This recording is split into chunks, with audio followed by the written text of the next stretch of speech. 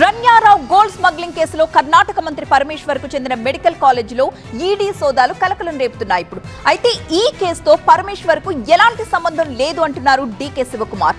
తమ ప్రభుత్వాన్ని అస్థిరపరచడానికి బీజేపీ కుట్ర చేస్తోందని కాంగ్రెస్ నేతలు ఆరోపిస్తున్నారు.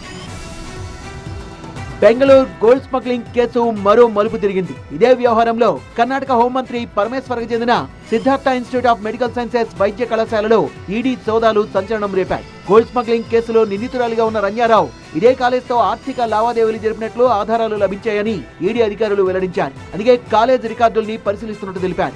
రన్యారావుకు గోల్డ్ స్మగ్లింగ్ లో పలువురు రాజకీయ నేతలు సహకరించినట్లు ఆరోపణలు వచ్చాయి. రన్యారావు పెళ్లికి హాజరైన నేతలపై కూడా ఈడీ దృష్టి సారించింది. పలువురు నేతలు ఆమెకు విలువైన కానుకల్నిచ్చినట్టుగా గుర్తించారు. సీఎం సిద్ధరామయ్య, హోంమంత్రి పరమేశ్వర కూడా పెళ్లి విందుకు హాజరయ్యారు. పలువురు మంత్రులకు గోల్డ్ స్మగ్లింగ్ కేసుతో సంబంధం ఉందని బీజేపీ నేతలు పదే పదే ఆరోపిస్తున్నారు. అదే సమయంలో పరమేశ్వర్కి చెందిన మెడికల్ కాలేజీలో ఈడీ సోదాలు సంచలనం రేపుతున్నాయి. గోల్డ్ స్మగ్లింగ్ కేసులో మంత్రి పరమేశ్వరపై అసత్య ఆరోపణలు చేస్తున్నారన్నారు కర్ణాటక డిప్యూటీ సీఎం శివకుమార్. ఆయనకి కేసుతో ఎలాంటి సంబంధం లేదని స్పష్టం చేశారు. సీఎం సిద్ధరామయ్య కూడా ఈడీ దాడుల్ని తప్పుపడుతూ కావాలనే తమను టార్గెట్ చేస్తున్నారని ఆగ్రహం వ్యక్తం చేశారు. In no way my home minister is involved with any of such case. He's a very decent, simple man. I think he might have some of them come and meet, common man come and meet and go. I think no way Parmeshwar is involved in such type of case. Karnataka మంత్రి మునియప్ప కూడా ED దాడుల్ని తప్పుపట్టారు. తమ ప్రభుత్వాన్ని అస్థిరపరిచే కుట్ర జరుగుతోందన్నారు.